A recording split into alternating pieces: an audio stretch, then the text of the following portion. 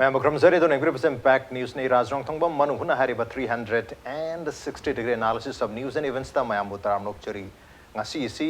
December की तारीख 19 चाही से लोइसलकपग लोइरना हंदकी चाही 2019 asi karam tawkhibage haibasi relook tawbagi revisit tawbagi adumna tanjado ning asi ki discussion logjagadru se to 2019 se maru oina hek hoktorpada January की तारीख 9 dagi हौरगा है बता रहे चाहिए सी सिटीजनशिप अमेंडमेंट बिल मतलब तो कि 2016 के बिल दुना तुम ओकी मसे लोकसभा आहान बोइना हारिबा जनवरी तारीख 9 से पास तो की अदुबु मसी राज्यसभा पास हारि पुथोकी दना लाप्स ओकी बना मरम होरगा एपिसोड सु फेब्रुआरी की तारीख 3 दोइदा नेमधखरे अदुगा मखा तारकपदा कोई अप्रैल की तारीख 13 मथुई दिगन मे की तारीख कोई कुलुम दुई पाउ साइड इलेक्शन तरा तरे सुब लोकसभा मिखल पांगथोखिबा मणिपुर गेना अप्रैल की 13 मथुई मदे 13 द मिखल पांगथोखरे आउटरम द इनर की रेस्पेक्टिवली मिखल पांगथोखरे याम चाउ इवेंट सिंगनी मसिदा सिटीजनशिप अमेंडमेंट बिल सिना कोई मैनिफेस्टो द हापगा मिखल थेंगना बसु योरिबनी मतमदु द मियाम रिस्पोंड तोखितबा अदुबु अल्टीमेटली हारिबा सिटीजनशिप अमेंडमेंट बिल से नौना अमुक रीड्राफ्ट तौर पुथोरपा दिसंबर की तारीख 5 पुथोए पास तौर 5 तरह मत राज्यसभा फाइनल पास तौर तरह निथोद कोई प्रेसिडेंट SNP एक्ट ऑन की वाफम लेरे मरम चाही सी सिटीजनशिप अमेंडमेंट बिल होरगा सिटीजनशिप अमेंडमेंट एक्ट ना क्लोज तौब मखल की चाही ओख्रे मरम चाही सिंग असि मरक्त सु कोई पॉलिटिकल की रिसप्लिंग की चाही सिदा रिसप्ल याम चाव इशू मदे दमक ओके दबु क्वाइ हेन चावरी बसिदी citizenship amendment bill election then citizenship amendment act मरक्त अक्टोबर की तारीख 19 दा नागा पिस्टॉक की अरोइबा फाइनल वारी सानखिबा अम लेरे हारिबा इवेंट मंगा सेना चाही सी क्वाइ चावबा मणिपुर बु इम्पैक्ट तौखिबा इन्फ्लुएंस तौखिबा होजि फाउबदा इन्फ्लुएंस तौरिबा अदु मखल की इशू सिंग ओखि हारिबा इशू सिंग असि की मतंगदा रिविजिट तौनबा रीएड्रेस तौनगदमता रिलू तौनगदमता ngasi खनन निगदमता इम्पैक्ट न्यूज़ की स्टूडेंट्स इन लाइब्रेरी से जॉइनिंग अस टुनाइट ऑन मनुहुना सोशल साइंटिस्ट डॉक्टर धनबीर आश्रमनी अहम तो धनबीर बतराम मोक्चरी welcome to the show appreciate your joining also joining us पोनपम पाउचे की एडिटर एबरी बा ओजारीबम रविंद्र शर्मनी ओजार रविंद्र बसुतराम मोक्चरी welcome to the show appreciate your joining too and also joining us DM college of arts की डिपार्टमेंट ऑफ पॉल साइंस की असिस्टेंट प्रोफेसर ओजा डॉक्टर अरामबम नोनी ओजा नोनी बसुतराम मोक्चरी welcome to the show appreciate your joining too अहान बक question से ओजा रविंद्र के बनो होजर ओजा टाइमलाइन अमा हबे तारे अदब ओजा ना एज एन एडिटर अबोइना हंदक चाही थोखिबा इवेंट सिंग से कमाई कमाई young started with open with CAB and closes with citizenship amendment egg and ubibra kama yeng hai bi ai January tang mapalda puthoe yam thajadana hai tai hanak ti puthokani kai se khangni motam do khangna bonte 2016 da ihanan puthoe adagi July 23rd oibo male ai chapjane ni August ki tarah nahi tha August July ki tarikh tram banda puthoe puthoe August da kanota ko joint parliamentary committee da thadare matung da chahi ani hai na January ki tang 9 da moi kano ki committee ki recommendation phange tang 8 da puthoe pass tore madudagi note is si hore irang si puthokadore haibasi khangmana maram moraga tang 8 si ko gi nesor note is ta akoi pung 13 gi shutdown ma kaubni madu shutdown marak tu dani ga sagi lok sabha da puthoga pass tau se madagi session du da rai sabha da puthokpa nang hodre January 19 dagi budget session hore 19 January 19 dagi February 3 bau chathare haiba aten pa budget session sida akoi gi tarik 12 ga 13 gi business list da masi puthokpa introduce tauba debate tauba pass tauba haiba yawi adubu madu matam du da laiba irang du na oigadoribra nataga rai sabha da majority wat pano oigadoribra irang MP singi rai sabha da koi atopa political party singi irang mayam ma moi gi karano MP ma krai ro program ya usapda airport detain towi ga gain to wa adu dagi kano da parliament ta kano tor ko ko me ap na sagi puthok na ba matam phangi da bra pudi puthok tre puthok da buduna maram orga irang si khara dum mathanda nem da jagre adu pungnem nem budi na te mabdi ngasai gi budget session ki hawdok pagi da president da joint sitting da piba magi address da masi tau gadau bani haiba ma yam phajana yam kanna seng na mayek seng na ma hai gre masi hojiki bill sadan gadau ne na adagi ma atopa da Kashmir da kano koi prime minister na ꯋꯥ ꯉꯥꯡꯕꯗ ꯃꯁꯤ ꯑꯩꯈꯣꯏꯒꯤ ꯚꯥꯔꯠ ꯏꯃꯥꯒꯤ ꯃꯆꯥꯁꯤꯡ ꯄꯨꯔꯛꯅꯕ ꯕꯤꯜꯅꯤ ꯍꯥꯏꯗꯅ ꯍꯥꯏꯈ꯭ꯔꯦ prime ꯃꯤꯅꯤꯁꯇꯔꯃꯛꯅ ꯑꯗꯩ ꯃꯇꯝꯗꯨꯒꯤ ꯍꯣꯝ ꯃꯤꯅꯤꯁꯇꯔ ꯔꯥꯖꯅꯥꯊꯅ ꯀꯔꯤꯅ ꯑꯗꯒꯤ ꯑꯇꯣꯞꯄ ꯃꯣꯏꯒꯤ ꯄꯥꯔꯇꯤꯒꯤ ꯂꯤꯗꯔꯁꯤꯡꯅ ꯃꯁꯤ ꯇꯧꯅꯤ ꯍꯥꯏꯕꯒꯤ ꯆꯞ ꯆꯥꯕ ꯋꯥꯐꯝꯁꯤ ꯊꯝꯃꯦ ꯏꯂꯦꯛꯁꯟ ꯂꯥꯛꯑꯦ इलेक्शन की मैनिफेस्टो यावरे अदुबु गसाई राज पनबिदुनी मणिपुरदि मदुगि एक्शन थुदोपा लेगिद्रे इलेक्शन मैनिफेस्टो दा पामद्रिबो पोटसि तौने हबि यावी अदुना गसाई मियामगी माइकैदगी यानी यारोय हबदे सिंबा अकनबा कनो सिमा यावखिद्रे लेगिद्रे बोर्ड सु दुम लोयरे याम थाजदो मोंगदा मबांगी इलेक्शन 16 लोकसभा ददि नरेंद्र मोदी की वेब से याम वांग लेयेबा बीजेपी वेब से आदारोयबने अदो हंदकी 17 लोकसभा सिदि वेब से क्या कनबु लेतबने अदु काबन मसिंग ममांगी दगे हंदक अतै हाइगतलगा हेगल काखरे मदु ngसागी मोइना मैनिफेस्टो दा कैप्शन अनेना हाइरुबुदि कैप पाम कामुद पिसन ग्रब लोय थादग्रबनि खंगदे अदु तौखरे मतुंग सिदा ममांग दा सेशन लेरे ममांग की सेशन दु पुथोकिद्रे अदु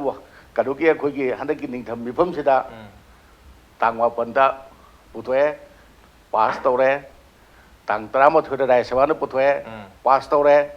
नोंगामद प्रेसिडेंट एशियन पिथोए पीरे हौजिक चले गुजरात की मियुम लेबा फैमिली एम पाकिस्तान ने लाकवा यान हानबोइना बोडी सिटीजनशिप सर्टिफिकेट पीरे हुजे हौरे चनबा हौरे कश्मीर खर जु पीबई पाउले अतेते सुम याम पिनरे बनी अकोई पाउ अकोई योरक्तबा कोई पाउ फंगदबो ओरंगनी हुजे के मदुबदी आहान बोइबगी कनोदु गुजरात की दुदी पीटीआई ना लौखलगा पाउदु इरकपुदुना आहान बनिना अदुना कोई खंगहुबो ओइगनी अतै सुम पिरम बने खले अदु हौजिक मसिगी कनोसी इरांग सि लोइद्री अखोई मणिपुर खर नेम माल अखोई मणिपुर तुम जाते गांग मुक्त खुराई रोड प्रोटेस्ट तुम तौरी अदगी अमरोम बीजेपी ने नहान खाबोक सवटपगी मतौगी अदुम चली लैरी सी इरांग सिना अरोइबा सहीसिगी अरोइबा फाव इरांग सिदु मखा समदरा लेहोबा हौबसु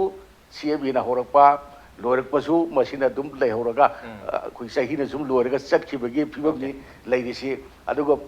मपुंग ओइना अखोई 2019 की सिदा कोई निसिंग पनबे याबसी सिदा नतना हुजिकी साइराज पनखिबा नागा पिस्टोक टू 31 डिसेंबर द ऑलमोस्ट लोसिलबगुमबनी अक्टोबर 31 अक्टोबर से ऑलमोस्ट लोसिलबगुमबनी कनोना कोई नेफ्यूरियोना गसी की नुमित से यामना कोई नागागी ओनी यामनी हिस्टोरिक ओइबा नुमित अमनी हाइदा माना सिंगाग्रमनी अदगी कनोदा मुइबानसु हाइग्रबनी मदु गिदमक्ता मियामु थागतबु फोगदोकचरी सी फिलम जे लाखनाबो होनबदा मियाम सगतबु थागतचरी हेना हाइग्रबनी ऑलमोस्ट लोयरबनी फाइनल एग्रीमेंट साइन तौनदी हाइबदु खतनी हाइ जनवरी दबु तोरकदर गाय तोर तुम हाइबु ngमदे जनवरी तौने हाइब ताबुसु लै अदगी यामना चाउगिबा थौदोक अमा हाइरगदी अतोबम सिथबम सु लेरी बेबीसना मिसिगी याम चाउबा खोगी याम सांग चथरकबा अंतलोन एजिटेशन अमा हौजिपुदी मदो हाई कोर्ट की ऑर्डर अमदे मरु बोरगा सीबीआई ना केस टू इन्वेस्टिगेशन तौबा होरकबदगी गरांग नहान मागी साद्र कर्मा खोगी रोइबु मथुंग बथौमगम तु पांगफबद ngairi ana saliba sehi si oinati CAB की सु नागा पिस्टोक बेबीसनागी अदगी लोकसभा इलेक्शन मसीद मपुंग ओइबा ओइगी अदगी खरा कोगी मरक्तरी सबली कगी खरा लाइगी दिल्ली द कैंप याम कुइन तौनगी उखुल द पांगथोकपा कैबिनेट मीटिंग याउगिदबा इलेक्शन हेक मतुंगदा लोकसभा इलेक्शन मतुंग लोइबा इकोई कोइदना उखुल द पांगथोकपा कैबिनेट मीटिंग दा कैबिनेट मिनिस्टर खरा याउदबद मधुना अहोबो ओइरगा कनोरी सफल की मधुरी रिसफल बु पुराप कनोनी कोगी लीडरशिप लो हाइबनी दे कोई लीडरशिप सिंबगी चीफ मिनिस्टर सिंदोपियो हाइबगी अचौब इरांग अमा लेग्रे इरांग दु चीफ मिनिस्टर की इरांग दुमदी लोक्सन करे हौजिक अमु रिसफल की मंत्री खरा नत्रग लोइनमक हाइबगी पोट अमा हाना न्यू दिल्ली दा कैंप तौर साइड मास का तौर लोइसंगरे अदु हदगी सही सिदी मदु नंगदौदी मानदे तौने थर्सडे हयेंग तंगारे निमिसि लोइदौबा अदु जनवरी तांग 13 गारी मोइने थागिबदो अदु जनवरी तांग 13 गसि मतम लैरि तौरकदा तौरो आइदा गाइदु येमताइ ओके तौरकदा तौरोइद्र हाइबगी रिसप्लिंग की वापम जमदि लेरे अदुबु लेबा की ओइबा मियाम द impact of influence of issuing high target citizenship amendment bill and finally Amendment Act aduga naga peace talks na leba miam chauna agitation lahan gi batum laba issue ani kha hai batare masina dum oigre adara ai uja dhana bidlak chab matamda sida umaru in marti election amadi lei hai tare election sida mayamna khandaram basi adi masi amuka puthrokan hedana akoi BJP gi manifesto da su yaw khrabani na miyamna madu chana laktanu gidam ta laktanu gidam ta vote pira kadra na manipur da panara muto madawai thoki daba BJP na vote kara ke ba koi energy na outer da budi koi NPF na kare adubu madu si mayamna haina basi akoi mayamna citizenship amendment bill pam bada vote pi khre yaning de di haraga vote ti yahan badu da vote pisale haibagi wapam mongpong du ne adubu koina statistically yemu matam da vote ke result se lakum matam da inner da BJP na pangi ba vote only 34.72% ni aduga atop candidate punna taramatholi munung da amazina 34.72 phang matam da atop tara jina punna phangi si 64.94 ni aduga nota da 0.34 ni si me absolute khaido ki haidi almost 64.94 jina haidi miyo tara je mogi manifesto da citizenship amendment bill sam da yagi da energy hoina raga outer da su NPF na kari ni adu budi ultimately budi kono budi NPF na support budi tawki lok sabha da adu tar so matam du da yagi da kangu ngadna hai tare aduna manipur da gi citizenship amendment bill simyam na yarga both thada yana law budi yagani an khambi baga this is not a referendum chumna election ni aduna adu kari wafum thamini raz tasim budi ko akoi gi biparty system level lam ko say UK gumba America gumba political party ani lebse political party ani lebda di am clear way adi my people's mandate am clear way ado akoi gi India gi magi multi party systems da di ayam matam da vote car is minority ngatan habidi akoi gi leriba system je multi membership constituency ka weba se kudamoina a single member constituency ka weba se kendra ma da moi taruk lepe ama ka khandoine single member constituency ka weba aduna horen in each of the constituency de zu vote kari ba mi do adu yada mi jina majority ho doine maram di tasengna khoi gi oziki single member constituency gi mohuta multi member constituency namju leiba say for instance manipur gi say khoi gi 60 thada gada base masi mi chani mu lepe khalasine adu mi mana 60 dum khalakpa ada khoi gi damadu khanba yawre dabagi walaite hojik se lai lai so ita khara yawri mina symbol ji me am hapada bottle is am sang ba symbol yawdraga di computer daga torpos di am lai gazane adu maina khalaga di aina mi upudu khalaga di chief minister wo du su manipur bu loi lu tawne hojik to original single member constituency ni na aiji thobal de go na thobal khatal lu tawba moirang le na moirang khatal lu tawba chief minister wo su hore happy yanga mai kendra mi na tra di leite hai happy type to leiba masi akoi gi election akoi political system sine soibani masi khara chumdokpa to some extent fai ka lekar da matam ga yam chanarak di ngai tena koi na hariba nangi uziki minority lebanga edo majority na ngak tredo ado ayama masingna yadabani moise adugi miyeng di yenguraga di ras huziki mayamna khanbiriba KFC matam dui KF ngasina CA ko KFC manipur miyamna yadana akoi BJP vote kari ni habdu madiam lale yam thi lale ko adumaina adomda yengaga kakpa natana haingai lite aduga hoi political rhyme ni adum phana ba strategy launa bagi pangang na baduna amani dana sina haugiba hojik loirakadore ba sahi sida election ama thengnagi badugi amani ko aduga election gi magi voting behavior nai naradi say voting behavior of the candidates voting behavior of the say koi voters nai na ta di sab mane aidi fagat palaite na ina haije bagi maram di kaino da candidate akhoi gi election vote se thadari ba mi sing se loina bak se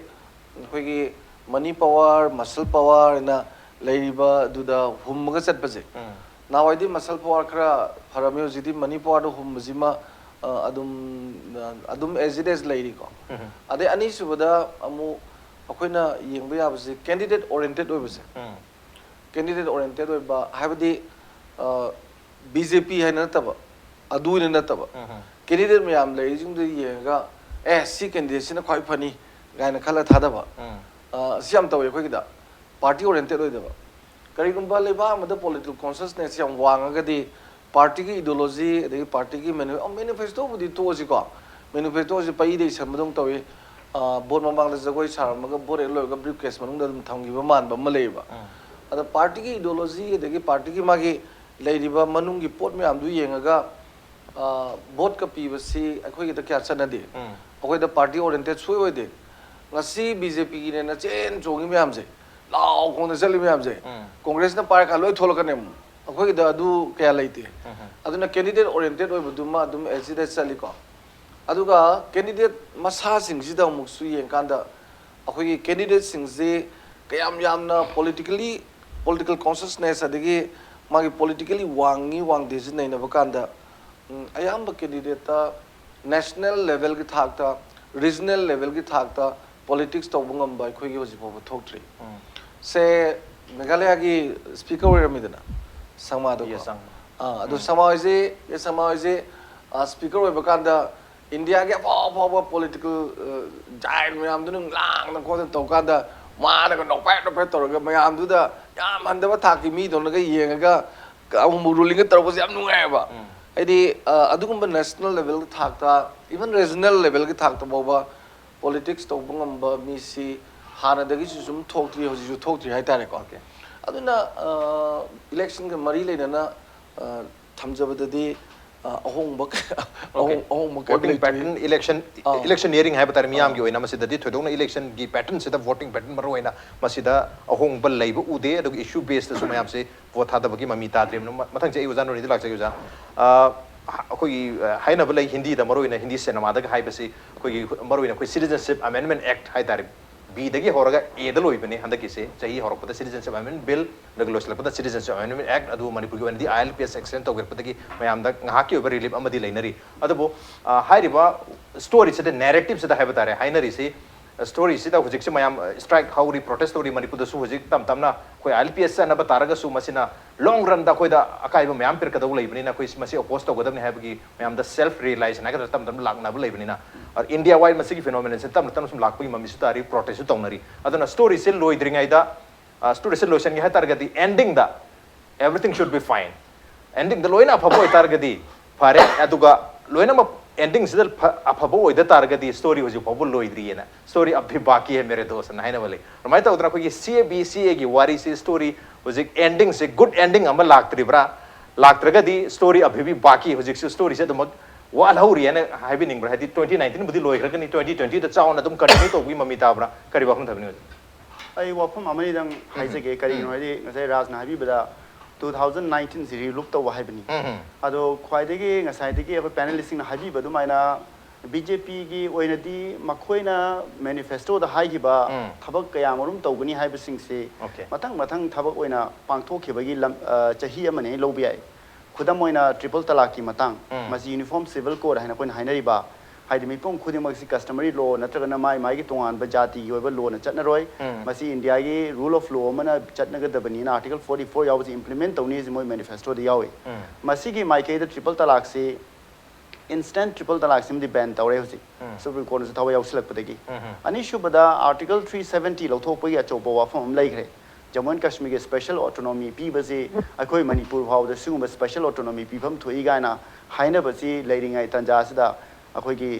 JNK de special status lawthok khibe pham leire sima adai da topa madani am significant oi ba ngai CAA is lak chingai da significant oi thodo khar je thoi ain gi miyeng de gi UAPA 1967 si am khar semdo khiba aduga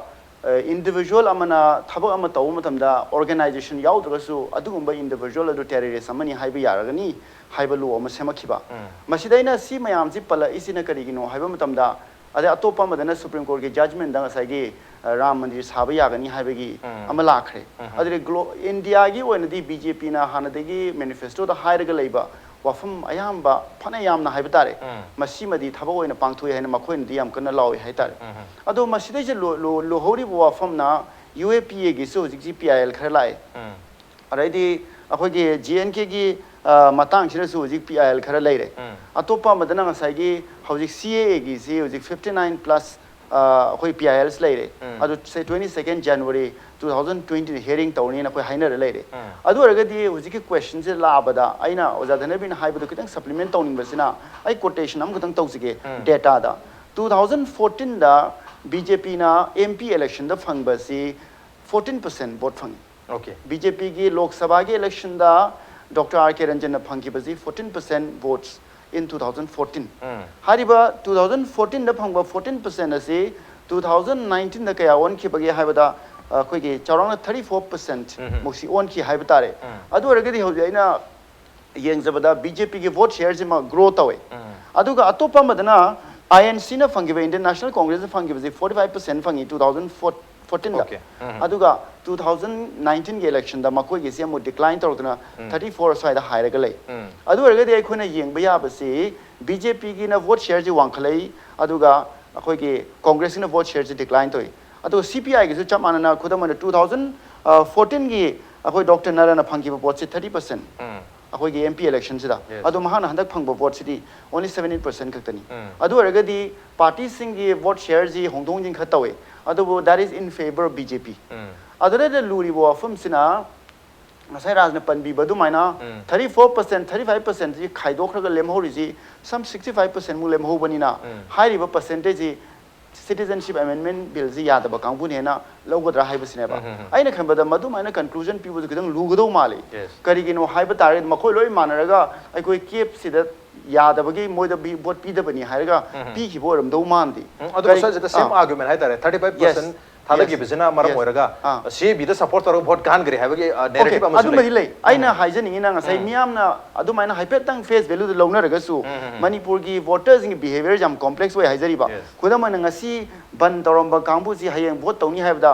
last 10 15 20 years da akoi gi vote percentage turnout se 80% mathada loi lei ba kuda moina 2019 gi MP election da vote hada basi 84% turnout way maji highest in India way amram adu maina lei bani na vote ti yam wang thada ba protest su khwai de yam to ba khudam moina hoji akoi tamo journalist su yaubiri ngasai gi manipur da ban khwai de to bole ba amne ba ban to bu ya mana government ke mayok ta kholau lau di ban to na bang hatani mukna badigi adu adi public ka government ke relationship conflict am dum lei ban gi masing khina yeng matam da adu argadi masi lai na voting turnout de ke do shang wang ino haibza aina khambada kitang complicated oi do male oza adu bo jana ngasai hai ki ba ai khoi gi vote thada ba ji party centric ona thada rakta ba akoi khangna chana bani khudam oina manipur se people khunani na mari mata loi thom begi ekta phibam leram ba siam le adana ma mata da khura gi politics on chat khiba adana real politics issue based politics hai sima ai khoi hojba evolve to bang ambra ngam da bra hai ba jai kam yam chaw question male khudam oina hoji irom shamila chanu no vole pam 93 votes fangi hain khalase ado ai ngon da delhi de gi cephalogist in phone tore khudam delhi jawaharlal university gi ojasing ngon phone tore kari gino irom shamila chanu no vote ka bang ngam dri sena makhoi di am ngang na thoye dubo manipur gi public opinion de matam dur man vote ka gani hai ba kitang dum mayam na khan ma da wa ki brang khali the question is adu already irom shamila na vote ka bang ngam dri je kari gino hai ba di yam chaw question am lai maram di ai khoi gi huzik lai ba political scheme je issue based oi da adana issue based oi da ba adu particular class am khang na vote ka bang ngam ba gi adu ma chana role am lai khiba adana khudam ngalinge mata ojana bole pa mi hozik ta income da ojago ma bole pa gi masing su yam handare adana khun huzik ti social worker aina koi category of people up thoe adama yam sum phagi tawna bada social worker oidraga di bole pa yaroi haibagi concept am lai adu araga di hozik si manipur da live electoral trend na si yamna complex oiman khre oiman li si kari gino hai tadi issue da politics se tawbagi chang se khara hantari braina khali khudam moina parigumba protest kumba aidi ban gumba yamna tawbale ba ni haina khoina record se phangabani na voter turnout jam likadam ne ba khudam moina JNK the municipality election am the latest trend da makoi some 12-13% ka vote hadabla in record am lai gi ado ai khoi gi lam da demo yamna reverse am thoi aina sima thamjani ayana atopa am da lakchani basing asai gi housing si yamna akhoi gi interesting oi ri basi BJP 35-36% yauslaga so atopa party se congress vote share ja adu yam tabi nati haijari ba ado mu vote ki kaaba masing di mu congress na mu heli ne ba 28 kari ni ama jina BJP na 21 kari ni haijari ba adu arga di housing lai ja khoi gi political science ki loan da haidi minority government gai lai khona moina majority phang da ba government amani lai ri se तौबदबु interestingly हौजिक अखोगी अतोप party swift तौगिबा party change तौरगा support treasury bench चतकिबा opposition दगी सिंगबै मी म्याम यावदन हौजिक गवर्नमेंट से फॉर्म तोरे we have about 39 MLA supporting the present government अदु अरगदी हौजिक से मणिपुर लेरिबा पॉलिटिकल स्क्रैम्बल्स याम कॉम्प्लिकेटेड ओय अदु अखोगी पॉलिटिकल स्क्रैम्बल्स से खरा लुई हाइबसे हंद महाराष्ट्र डिबेट तौनमदुंदा मसी मणिपुर नते ना हाइगिबई वाफुम सुलाई अदु अरगदी अखोगी पॉलिटिकल क्लास नत्रन पॉलिटिकल गी एस्टैब्लिशमेंट गी मरुन इलेक्टोरल पॉलिटिक्स सिगा आइना रिसर्च अमग तौजे इलेक्टोरल पॉलिटिक्स का सिविल सोसाइटी पॉलिटिक्स से मरी कमाई लेनेगे ने रिसर्च अमग आइना तौजब मतम थेंगनेजबसे आइना यू अखोगे CSO म्याम जे इंटरव्यू तो मतमता CSO गी इन्वॉल्वमेंट जे डायरेक्टली पॉलिटिक्स इलेक्टोरल पॉलिटिक्स याम कन लेती है कोई रिसर्च थेने अदुगा मसी की CSO अमसुंग इलेक्टोरल पॉलिटिक्स डायरेक्ट लिंक से लेतबा सिने मरम ओरगा अगर पब्लिक इलेक्टोरल पॉलिटिक्स से टर्न आउट याम लेरगसु इशू बेस्ड रिलेशनशिप अमदी इलेक्टोरल क्लास सिगा पब्लिक से याम कन लेतबरा हाइबगे फाइंडिंग अमदी अखोने थेने असी होइतारगदी अखोने ngasai why cap and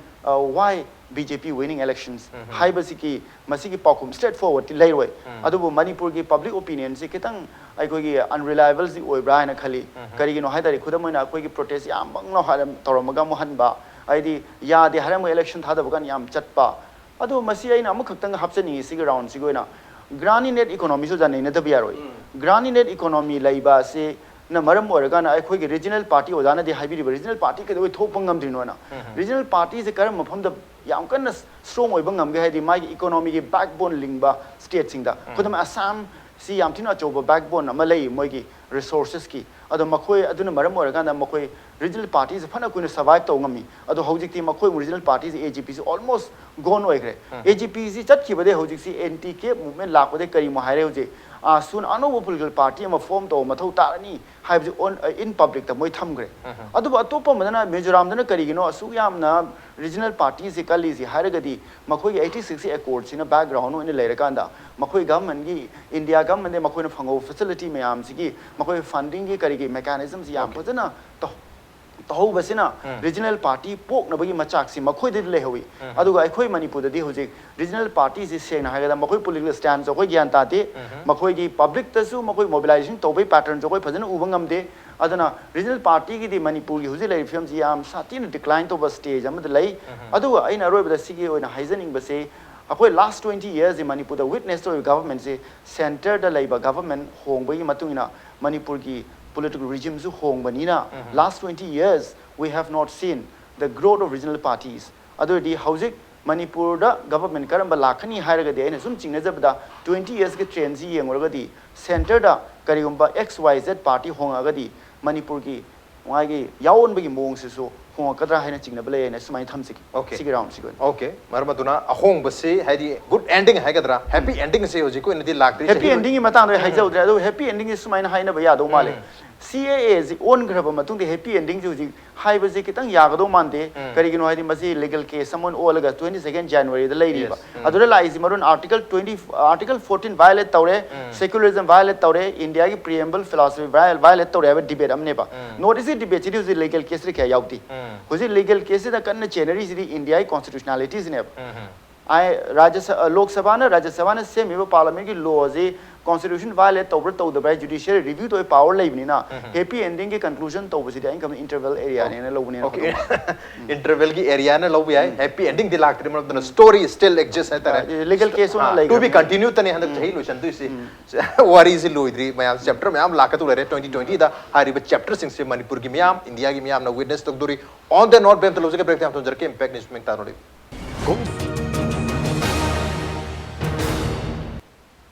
Welcome back to the episode Manu Hunani 360-degree analysis of news and events with Miraj Nongtongba Manu Hunada ngasi khana jermi basi 2019 chahi sina loisha lapol loirana handagi chahi CCA bin hodok khiba duga CAA na loishin khiba du machayim oi adabu CAA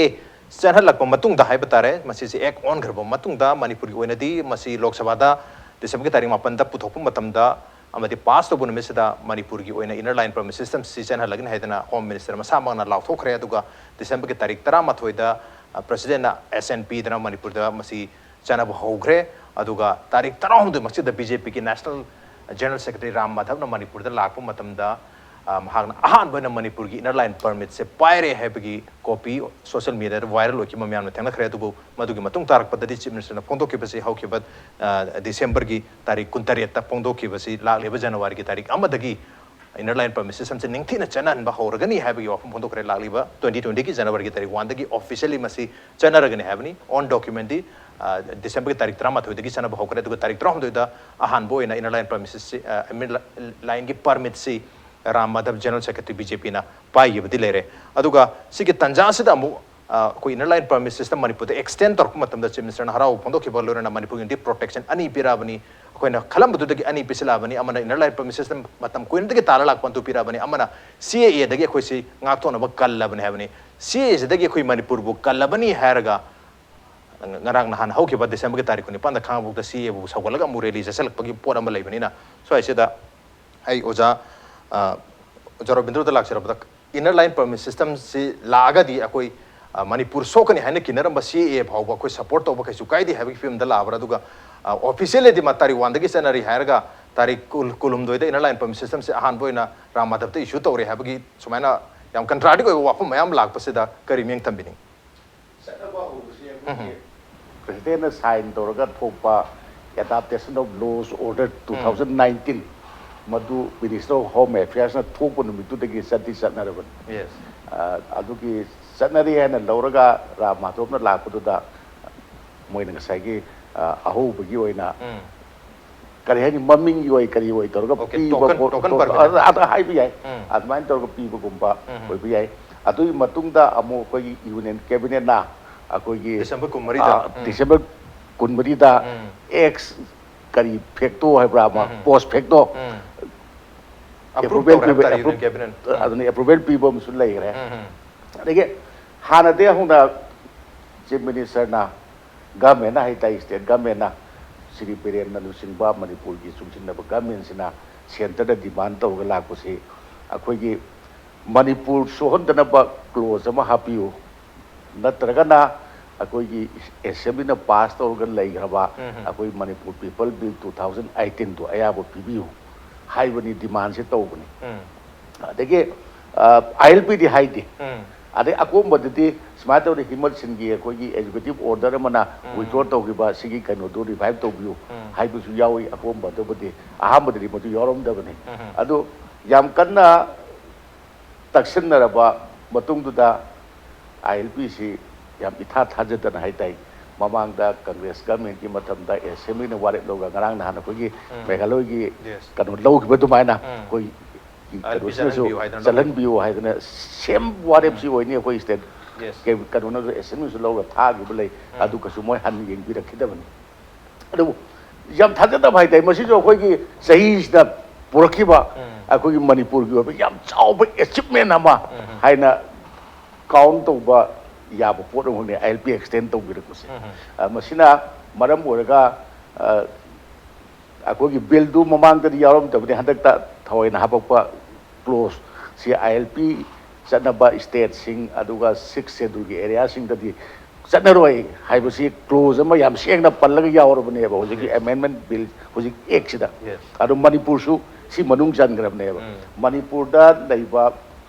foreigner amta tholaga ai citizenship lawjage de claim to we are we mamdi Manipur satna de dege haina se atopada laiba sing to citizenship to pairo matung da Manipur da sangpagi wafam haina madu budi mu get thinga da unina de khara lisalak ba khosalak ba hai dudi loina ma kado to dudi oi thoi heta kare ni apa bohe di thal lele dabi nga pharasu isit pra nga pa nga loi king bangam te dra khara dir me tele ho po ne ba adu ba khara ho ba khara udi dum ne pe ma dum yam kan khajen ngai di koi de adu 100% 100% proof oi ba ka ha to adi yar roi ba adu maximum de get the thal ne ba ai thaja ja ba get the thal ni adagi uji moi mafam tara ne moi na identify to ri do mau jiri bang gu ba ta ji kari ta ko gi je sami no adagi airport sing kari gi mayam sida ngasai gi form du law na ba gi application si thamdorim ne ba aduga pass law ga sang ka do ba ꯄꯣꯠ ꯑꯃꯅꯤ ꯃꯇꯝꯗꯨꯒꯤ ꯃꯇꯨꯡ ꯏꯟꯅ ꯅꯨꯃꯤꯠ ꯑꯗꯨꯗꯒꯤ ꯂꯨꯄꯥ 100 ꯂꯧꯅꯤꯕ ꯍꯥꯏꯔꯁꯨ ꯑꯃꯨꯛ ꯂꯧꯅꯤ ꯍꯥꯏꯔꯁꯨ ꯑꯗꯒꯤ ꯃꯥꯏ ꯀꯦꯇꯥꯒꯣꯔꯤ ꯈꯥꯏꯔꯤꯅꯤ ꯀꯔꯤ ꯃꯅꯨꯡꯒꯤ ꯆꯪꯗꯣꯏꯅꯣ ꯑꯗꯨꯒꯤ ꯀꯔꯝꯕ ꯃꯤꯁꯛꯅꯣ ꯑꯗꯨꯗ ꯃꯌꯥꯝ ꯑꯃ ꯂꯩꯗꯣꯔꯤꯕꯅꯤ ꯁꯤꯅ ꯇꯥꯡ ꯑꯃꯗꯒꯤ ꯆꯠꯅꯅꯤ ꯍꯥꯏꯕꯅꯤ ꯍꯧꯖꯤꯛ ꯁꯦꯝꯃꯤ ꯈꯣꯠꯂꯤ ꯇꯧꯕꯗꯨ ꯁꯦ ꯁꯦꯝꯕꯗꯨꯒ ꯆꯤꯊ ꯅꯥꯟꯊꯕꯗꯁꯨ ꯃꯇꯝ ꯑꯗꯨꯝ ꯑꯦꯃꯦꯟ ꯇꯧꯕ ꯌꯥꯕ ꯄꯣꯠ ꯑꯣꯏꯔꯝꯒꯅꯤ ꯈꯜꯂꯤ ꯁꯤ ꯍꯥꯞꯄꯦ ꯈꯣꯠꯂꯦ ꯇꯧꯕꯗ ꯔꯨꯜꯅꯤꯅꯕ ꯑꯗꯨꯒ ꯉꯁꯥꯏꯒꯤ ꯑꯩꯈꯣꯏꯒꯤ ꯁꯤ ꯉꯥꯛꯇꯒꯤ ꯋꯥꯁꯨ ꯑꯣꯏꯔꯝꯃꯣꯏ ꯑꯩꯈꯣꯏꯒꯤꯗ ꯀꯩꯅꯣ ꯇꯧꯔꯤꯁꯦ ꯅꯨꯡꯉꯥꯏꯕ ꯐꯣꯡꯗꯣꯛꯄꯒꯤ ꯆꯠꯂꯤꯁꯦ ꯁꯦꯟꯇꯔꯗ ꯂꯩꯔꯤꯕ BJP ꯃꯣꯏ ꯅꯦꯁꯅꯦꯜ ꯄꯥꯔꯇꯤꯅꯤꯅ ꯃꯣꯏꯅ ꯗꯤꯜꯂꯤꯗ ꯂꯧꯕ ꯋꯥꯔꯦꯞꯅꯦ ꯃꯁꯤꯒꯤꯁꯦ ꯑꯩꯈꯣꯏꯒꯤ ꯁ꯭ꯇꯦꯠ ꯈꯨꯗꯤꯡꯃꯛꯇ ꯌꯨꯅꯤꯌꯟ ꯇꯦꯔꯤꯇꯣꯔꯤ ꯈꯨꯗꯤꯡꯃꯛꯇ ꯁꯨꯃꯥꯏꯅ ꯇꯧꯕꯗ ꯄꯥꯔꯇꯤꯅ BJPꯅ ꯁꯤꯒꯤ ꯀꯩꯅꯣ ꯁꯞꯄꯣꯔꯠ ꯇꯧꯕꯒꯤ ꯔꯦꯂꯤ ꯆꯠꯅꯕ ꯃꯣꯏꯅ ꯋꯥꯔꯦꯞ ꯂꯧꯕꯅꯤ ꯏꯟꯁꯇ꯭ꯔꯛꯁꯟ ꯄꯤꯕꯅꯦꯕ ꯃꯣꯏꯒꯤ ꯉꯁꯥꯏ ꯁ꯭ꯇꯦꯠ ꯌꯨꯅꯤꯠꯁꯤꯡꯗ ꯆꯠꯂꯨ ꯑꯩꯈꯣꯏ ꯉꯔꯥꯡ ꯆꯠꯀꯅꯦꯅ ꯇꯧꯔꯝꯕꯅꯤ ꯑꯗꯣ ꯀꯩꯅꯣ ꯈꯥꯡꯉꯕꯣꯛꯀꯤ ꯃꯣꯏ ꯃꯟꯗꯜꯗ ꯁꯤꯟꯖꯕ ꯄꯣꯠ ꯑꯃꯈꯛꯅꯦꯕ ꯈꯥꯡꯉꯕꯣꯛꯀꯤ ꯆꯤꯐ ꯃꯤꯅꯤꯁꯇꯔ ꯌꯥꯎꯕ ꯑꯗꯨ ꯌꯥꯎꯖꯔꯁꯨ ꯀꯩꯁꯨ ꯀꯥꯏꯗꯦ ꯑꯗꯨꯕꯨ ꯁ꯭ꯇꯦꯠ ꯂꯦꯚꯦꯜꯒꯤ ꯑꯣꯏꯅ ꯑꯆꯧꯕ ꯑꯃꯈꯛꯇꯤ ꯉꯔꯥꯡ ꯇꯥꯡ 19ꯗ ꯆꯠꯀꯅꯦꯅ ꯇꯧꯔꯝꯕꯅꯦꯕ ꯑꯗꯨ ꯃꯣꯏ ꯆꯠꯈꯤꯗ꯭ꯔꯦ ꯃꯁꯤ ꯃꯌꯥꯝꯅ ꯀꯩꯅꯣ ꯇꯧꯕ ꯍꯥꯏꯅꯔꯛꯄ ꯈꯣꯠꯅꯔꯛꯄ ꯌꯦꯡꯉꯒ ꯃꯣꯏ ꯃꯇꯝ ꯈꯔ ꯇꯣꯛꯄ ꯈꯣꯠꯄ ꯑꯣꯏꯔꯝꯕꯁꯨ ꯌꯥꯏꯅ ꯈꯜꯂꯤ ꯑꯗꯨꯒ ꯈꯥꯡꯉꯕꯣꯛꯀꯤꯗꯨꯃꯛꯇꯤ ꯁꯨꯃꯥꯏꯅ ꯁ꯭ꯇꯦꯠ ꯂꯦꯚꯦꯜ ꯇꯧꯕ ꯅꯠꯇꯦ ꯈꯥꯡꯉꯕꯣꯛꯇ ꯆꯠꯂꯣꯏ ꯁ꯭ꯇꯦꯠ ꯂꯦꯚꯦꯜ ꯇꯧꯕꯗꯤ ꯏꯝꯐꯥꯜ ꯆꯠꯀꯗꯧꯅꯦꯕ ꯑꯗ ꯆꯠꯈꯤꯗꯕꯗꯨ ꯉꯔꯥꯡ ꯑꯗꯨꯝ ꯆꯠꯈꯤꯗ꯭ꯔꯦ ꯑꯗꯒꯤ ꯑꯇꯣꯞꯄ ꯑꯃꯗꯅ ꯑꯩꯈꯣꯏꯒꯤ ꯃꯤꯌꯥꯝꯁꯤꯅ ꯀꯦꯞꯇ ꯍꯧꯖꯤꯛ ꯌꯥꯎꯔꯤꯕ ꯑꯩꯈꯣꯏꯒꯤ ꯄ꯭ꯔꯣꯇꯦꯁ ꯇꯧꯔꯤꯕ ꯈꯣꯠꯂꯤꯕ ꯇꯧꯔꯤꯁꯤ ꯌꯥꯝ ꯇꯁꯦꯡꯅ ꯑꯩꯅ ꯈꯟꯖꯕꯗꯗꯤ ILPꯅ ꯃꯗꯨ ꯉꯥꯛꯊꯣꯛꯄ ꯉꯝꯃꯣꯏ ꯃꯅꯤꯄꯨꯔꯗ ꯁꯣꯛꯂꯛꯀꯅꯤ ꯈꯣꯠꯂꯛꯀꯅꯤ ꯍꯥꯏꯕꯒꯤ ꯋꯥ ꯉꯥꯛꯇ ꯅꯠꯇꯕ ꯃꯥꯜꯂꯦ ꯑꯩꯈꯣꯏꯒꯤ ꯁꯤꯁꯇꯔ ꯁ꯭ꯇꯦꯠꯁꯤꯡ ꯃꯔꯨꯑꯣꯏꯅ ꯑꯁꯥꯝ ꯃꯦꯘꯥꯂꯣꯏ ꯇ꯭ꯔꯤꯄꯨꯔꯥ ꯅꯣꯔꯊ ꯏꯁꯀꯤ ꯁ꯭ꯇꯦꯠ ꯃꯌꯥꯝꯁꯤꯗ ꯂꯣꯏꯅꯃꯛꯇꯗꯤ ꯅꯠꯇꯦ ꯃꯔꯨꯑꯣꯏꯅ ꯁ꯭ꯇꯦꯠ ꯑꯍꯨꯝꯁꯤꯅꯦ ꯅꯣꯔꯊ ꯏꯁꯀꯤꯗ ꯁꯤꯛꯀꯤꯝꯗ ꯀꯩꯅꯣꯗ ꯈꯔ ꯄ꯭ꯔꯣꯇꯦꯁ ꯈꯔ ꯇꯧꯋꯦ ꯍꯥꯏꯕꯗꯗꯤ ꯁꯤꯛꯀꯤꯝꯗ ꯀꯩꯅꯣꯝꯇ ꯂꯩꯇꯦ ꯅꯥꯒꯥꯂꯦꯟ ꯂꯩꯇꯦ ꯃꯤꯖꯣꯔꯥꯝ ꯂꯩꯇꯦ ꯊꯧꯗꯣꯛ ꯋꯥꯊꯣꯛ ꯌꯥꯝ ꯊꯣꯛꯇꯕ ꯁꯤ ꯃꯅꯥ ꯅꯪꯗꯔꯤꯁꯤꯗꯤ ꯉꯁꯥꯏꯒꯤ ꯁ꯭ꯇꯦꯠ ꯑꯍꯨꯝꯁꯤꯅꯦꯕ ꯀꯩꯅꯣ ꯃꯦꯘꯥꯂꯣꯏꯅꯦ ꯇ꯭ꯔꯤꯄꯨꯔꯥꯅꯦ ꯑꯁꯥꯝ ꯑꯍꯨꯝꯁꯤꯅꯦꯕ ꯃꯗꯨꯗ ꯑꯁꯣꯛꯄꯟ ꯅꯪꯉꯤꯕ ꯑꯗꯒꯤ ꯃꯣꯏꯅ ꯆꯪꯁꯤꯜꯂꯤꯕ ꯈꯣꯡꯖꯪ ꯃꯗꯨꯒꯤ ꯁꯣꯂꯤꯗꯔꯤꯇꯤ ꯎꯠꯄ ꯑꯣꯏꯅ ꯑꯩꯈꯣꯏꯕꯨꯁꯨ ꯇꯧꯐꯝ ꯊꯣꯛꯏꯅ ꯉꯁꯥꯏꯒꯤ ꯅꯦꯠꯐ꯭ꯂꯤꯛꯁꯁꯤ ꯏꯝꯐꯥꯜꯗ ꯐꯝꯕ ꯀꯟꯚꯦꯟꯁꯟ ꯑꯃꯗ ꯑꯩꯈꯣꯏꯒꯤ ꯀꯟꯐꯔꯦꯟꯁ ꯑꯃꯗ ꯁꯦꯝꯃꯤꯕꯅꯤ ꯃꯗꯨ ꯍꯣꯁ ꯑꯣꯏꯔꯤꯅ ꯃꯦꯟꯄꯦꯛꯅ ꯑꯣꯏꯔꯤꯅꯤ ꯃꯦꯟꯄꯦꯛꯅ ꯁꯤꯜꯂꯒ ꯏꯝꯐꯥꯜꯗ ꯄꯥꯡꯊꯣꯛꯄ ꯅꯣꯔꯊ ꯏꯁꯀꯤ CSOꯁꯤꯡꯒꯤ ꯑꯄꯨꯟꯕ ꯃꯤꯐꯝ ꯑꯃꯗ ꯅꯦꯠꯐ꯭ꯂꯤꯛꯁꯁꯤ ꯁꯦꯝꯃꯤꯕꯅꯤ ꯑꯗꯣ ꯑꯗꯨꯛ ꯌꯥꯝꯅ ꯗꯥꯏꯇ ꯂꯧꯔꯨꯔꯒ ꯑꯩꯈꯣꯏꯗꯤ ILP ꯄꯤꯕꯤꯔꯦ ꯇꯣꯛꯑꯦꯅ ꯇꯣꯛꯄꯗꯨꯗꯤ ꯂꯩꯕꯥꯛ ꯃꯆꯥ ꯇꯥꯗꯕ ꯇꯥꯏꯌꯦꯕ ꯑꯩ ꯋꯥꯈꯜꯅꯤꯀꯣ ꯑꯗꯨꯗꯤ ꯃꯣꯏꯕꯨ ꯁꯧꯒꯠꯐꯝ ꯊꯣꯛꯏ ꯁꯧꯒꯠꯐꯝ ꯊꯣꯛꯄꯗꯨꯅ ꯉꯁꯤ ꯑꯣꯀꯦ ꯑꯗꯨꯅ ꯑꯩꯈꯣꯏꯒꯤ CSO ꯂꯦꯚꯦꯜꯗꯒꯤ ꯁꯧꯒꯠꯐꯝ ꯊꯣꯛꯄꯒꯤ ꯁꯧꯒꯠꯄꯒꯤ ꯁꯣꯂꯤꯗꯥꯔꯤꯇꯤꯒꯤ ꯈꯣꯡꯖꯪ ꯑꯣꯏꯖꯕ ꯇꯥꯔꯒꯁꯨ ꯂꯩꯉꯥꯛꯀꯤ ꯃꯥꯏꯀꯩ ꯍꯥꯏꯗꯤ ꯂꯩꯉꯥꯛꯅ ꯃꯇꯝ ꯑꯃꯗ ꯀ꯭ꯂꯣꯖ ꯑꯃ ꯍꯥꯞꯄꯤꯌꯨ ꯍꯥꯏꯔꯤꯅꯤ ꯍꯧꯖꯤꯛꯇꯤ ꯀ꯭ꯂꯣꯖ ꯑꯃ ꯍꯥꯞꯄꯦꯅ ꯍꯥꯞꯄꯦꯅ ꯂꯧꯕꯁꯨ ꯌꯥꯔꯦ ꯑꯗꯨꯅ ꯍꯥꯞꯄꯛꯑꯕꯅꯤꯅ ꯑꯩꯈꯣꯏ ꯃꯗꯨꯕꯨ ꯁꯦꯂꯦꯕ꯭ꯔꯦꯠ ꯇꯧꯒꯗꯕ꯭ꯔꯥ ꯁꯤ ꯍꯧꯖꯤꯛꯀꯤꯁꯦ ꯑꯩꯅ ꯍꯥꯏꯖꯔꯤꯁꯤꯗꯤ ꯃꯗꯨ ꯃꯅꯤꯄꯨꯔ ꯒꯚꯔꯟꯃꯦꯟꯅ ꯃꯥꯅ ꯇꯧꯖꯒꯦꯅ ꯇꯧꯕ ꯅꯠꯇꯦ ꯑꯁꯣꯝꯗꯒꯤ ꯇꯧ ꯍꯥꯏꯅ ꯍꯥꯏꯔꯛꯄꯅꯤ ꯇꯧꯗ꯭ꯔꯒꯗꯤ ꯀꯔꯤ ꯂꯥꯛꯄ ꯌꯥꯕꯒꯤ ꯄꯣꯠ ꯂꯩ ꯑꯗꯨꯁꯨ ꯈꯟꯅꯗꯕ ꯌꯥꯕ ꯄꯣꯠꯇꯦ ꯑꯗꯨ ꯌꯩꯊꯣꯛꯏꯁꯤꯅ ꯃꯔꯝ ꯑꯣꯏꯔꯒ ꯍꯧꯖꯤꯛꯐꯥꯎꯗꯤ ꯑꯩꯈꯣꯏ ꯃꯅꯤꯄꯨꯔꯗ ꯇꯧꯗꯦꯅ ꯂꯧꯗꯣꯏꯅꯦꯕ ꯀꯩꯅꯣꯒꯤ ꯑꯩꯈꯣꯏꯒꯤ ꯈꯥꯡꯉꯕꯣꯛ ꯂꯣꯝꯗ ꯇꯧꯕꯗꯨꯅ ꯈꯥꯡꯕꯣꯛꯁꯤꯅ ꯌꯥꯝ ꯆꯥꯎꯅ ꯁ꯭ꯇꯦꯠ ꯂꯦꯚꯦꯜ ꯅꯠꯇꯕ ꯁꯤꯅ ꯑꯩꯈꯣꯏꯒꯤ ꯃꯁꯤ ꯀꯔꯇꯦꯟ ꯔꯦꯖꯔ ꯅꯠꯇ꯭ꯔꯒ ꯇ꯭ꯔꯦꯂꯔ ꯑꯣꯏꯅ ꯑꯣꯏꯕꯁꯨ ꯌꯥꯏ ꯇ꯭ꯔꯦꯂꯔ ꯃꯥꯏ ꯇꯧꯔꯛꯀꯗꯣꯏꯅꯦ ꯃꯥꯏ ꯃꯟꯗꯜꯗ ꯁꯤꯜꯂꯒ ꯖꯒꯥꯗ ꯇꯧꯔꯛꯀꯗꯣꯏꯅꯦꯕ ꯑꯗꯨꯒ ꯁ꯭ꯇꯦꯠ ꯂꯦꯚꯦꯜꯒꯤ ꯑꯣꯏꯅ ꯇꯥꯡ 19ꯁꯤ ꯉꯔꯥꯡ ꯇꯧꯅꯤꯅ ꯇꯧꯔꯝꯕꯁꯤꯃꯗꯤ ꯇꯧꯈꯤꯗ꯭ꯔꯦ ꯃꯁꯤꯃꯛ ꯃꯤꯌꯥꯝꯒꯤ ꯄꯜꯁ ꯈꯪꯉꯒ ꯇꯧꯗꯕ ꯑꯗꯨ ꯑꯣꯏꯒꯅꯦꯅ ꯈꯜꯂꯤ ꯑꯗꯨꯃꯥꯏꯅ ꯂꯧꯕ ꯌꯥꯏ ꯍꯥꯏꯅ ꯑꯩ ꯃꯊꯪꯁꯨ ꯑꯣꯖꯥ ꯂꯥꯛꯆꯒꯦ ꯃꯤꯌꯥꯝꯒꯤ ꯄꯜꯁ ꯈꯪꯉꯒ ꯂꯩꯉꯥꯛꯅꯁꯨ ꯃꯁꯤ ꯇꯧꯕꯤꯗꯕ ꯍꯥꯏꯇꯥꯔꯦ ꯑꯚꯣꯏꯗ ꯇꯧꯕ ꯑꯗꯨꯃꯥꯏꯅ ꯎꯕꯤꯕ꯭ꯔꯥ ꯀꯃꯥꯏꯅ ꯌꯦꯡꯕꯤꯕ ꯑꯗꯨ ꯇꯁꯦꯡꯕꯗꯤ ꯑꯣꯜ ꯏꯟꯗꯤꯌꯥꯒꯤ ꯑꯣꯏꯅ ꯃꯣꯏꯒꯤ ꯀꯩꯅꯣꯁꯤ ꯑꯩꯈꯣꯏꯒꯤ ꯃꯔꯨꯑꯣꯏꯅ CAAꯁꯤ ꯁꯞꯄꯣꯔꯠ ꯇꯧꯋꯦꯅ ꯆꯠꯄꯁꯨ ꯅꯠꯇꯦ ꯃꯣꯏ ꯄꯥꯟꯗꯝꯁꯤ ꯃꯣꯏ ꯍꯥꯏꯁꯤ ꯑꯣꯚꯔꯑꯣꯜ ꯏꯟꯗꯤꯌꯥꯒꯤ ꯑꯣꯏꯅ ꯃꯤꯌꯥꯝꯁꯤꯗ ꯇꯣꯉꯥꯟ ꯇꯣꯉꯥꯟꯕ ꯄꯣꯂꯤꯇꯤꯀꯦꯜ ꯄꯥꯔꯇꯤꯁꯤꯅ ꯂꯥꯟꯅ ꯄꯨꯍꯜꯂꯒ ꯀꯝꯃꯨꯅꯦꯜ ꯁꯥꯒꯠꯂꯦ ꯃꯗꯨ ꯒ꯭ꯌꯥꯟ ꯇꯥꯍꯟꯅꯕ ꯍꯥꯏꯗꯤ ꯃꯣꯏ ꯔꯦꯂꯤꯁꯦ ꯁꯧꯒꯠꯄ ꯅꯠꯇꯦꯕ ꯑꯩꯈꯣꯏꯒꯤ ꯑꯗꯨꯒꯤ ꯒ꯭ꯌꯥꯟ ꯇꯥꯍꯟꯅꯕ ꯈꯣꯡꯆꯠ ꯑꯃꯁꯨ ꯌꯥꯎꯕ ꯑꯗꯨꯒ ꯁꯧꯒꯠꯄꯁꯨ ꯎꯠꯄꯒꯤ ꯃꯑꯣꯡꯅꯤꯗ ꯎꯠꯂꯤꯁꯦꯀꯣ ꯑꯗꯨꯗ ꯃꯁꯤ BJPꯒꯤ ꯍꯧꯖꯤꯛ ꯆꯠꯊꯔꯤꯕ ꯄꯣꯠꯁꯤ ꯁꯨꯃꯥꯏꯅ ꯇꯧꯕꯁꯤ ꯁꯨꯝ ꯆꯠꯊꯔꯗꯤꯀꯣ ꯔꯥꯖꯁꯊꯥꯟꯗ ꯖꯔꯈꯥꯟꯗ ꯎꯠꯇꯔꯈꯥꯟꯗ ꯑꯗꯒꯤ ꯃꯍꯥꯔꯥꯁꯇ꯭ꯔꯗ ꯃꯙ꯭ꯌ ꯄ꯭ꯔꯗꯦꯁꯇ ꯍꯧꯖꯤꯛꯁꯦ ꯈꯣꯡꯒꯨꯟ ꯃꯨꯜꯂꯛꯄꯁꯦ khongun chu mulai je masi sum mulakani sumulakani di kai noida manipur ki context jungai re overall bjp ki jungai re ras akoina augi ba sai ji nei na ba yang kan da yam chaung na ma tholai ji han gi leadership ato to party me am ye na kan da transparency am wale transparency am wale ba transparency what puduna maram oidana public ki magi trust deficit se siam wang e bujik se hoi sam sathi wang e ba aidi narendra modi ji khoi gi aura ga yauba lai gi mong dona bjp gi manung da khanar ju ko praja jing na hojik si yam waro re ba praja jing yam waro re di magi promise adagi magi toriba policy magi policy me am ni praja gi mayok ta lebe policy ngak ta gi mong dona torok pam lak pase sigi mong si manipur jo ano mong khara urei ba khoina aidi khoi gi lengak pa si ego yam wang bugumba ko ego centric oiba ego si loi lai gadabani manung da thamaga mapan da puthoi dabani ko aduga politician di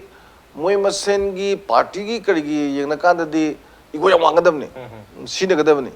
aduga praja ga moi ga mari da di sadhu dongna nem gadabni ado yam maroina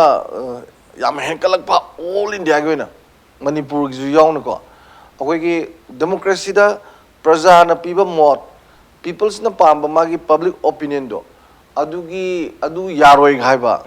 ai thingjal lakpa gumba ade madu challenge to bugumba masi sanade habadi peoples ki magi keno se public opinion ne je khoina political science ki theory da akhangai jingna malem gi ne yanari accepted theory je ate muna te ba public opinion ne je mi lakh ki opinion do not te ba ama khakti or public opinion if that is constructive maram de keno da aikoina issue me am ji sagat puna te ba issue sagalaga sarkar kaina ba issue sagalaga sarkar ji akoina lan una ba to buna te ba issue du khangalaga praja ju khangaga sarkar na ju khangminaraga praja na kari pami ga du yenga tungi miron gi yai phana bi yenga thausil thorang ma semobada mating oina na ba puthokna ba ngak tane ba adi aina sida luching ba me am ji nusidre adu tore na pangangang bana te ba adu da ngang iba me am react tori me am jing se sida ina yam phajaba ma haija bane he akoi gi mingsel je mira never compromise the facts aina se praja je lengak pasin gi mingsel ne ba mingsel gi manang mamang de lepo ba kana no ma adam fajaradi fajaram ta ne ba man mami sal ta ne ba ada aina mid usalaga mingzel mi lau tho ya roi ba aduna mingzel jina mirrors never compromise the fact size adu mana as masi mingzel jinu side thugai ra ba ko sama thongna thugai han je ba adu mana ne mami usam do mingzen chama ma che tu chama maglo isan ne ba se democracy ki kwai de ki maru ba pot amane ba people are the mirror and the rulers say moina ne they always see the mirrors aduga to some extent correction to we aba mayam am to go ne ba ado overall india gi wena not only manipur gi wazu na tabadane yamna democratic system man da ba on top ba ama immerse to riba akoi gi khara he na react to ba khara he na government gi against nga ga di madu kian khangan ba phajan punjan ba pharak ta ba gi por ma tor puse masi mamang da ubagi sanga handak urei ba sang sig ne handak na yam wange okay simakti yamna autocratic oi ba lenga ki character mani ko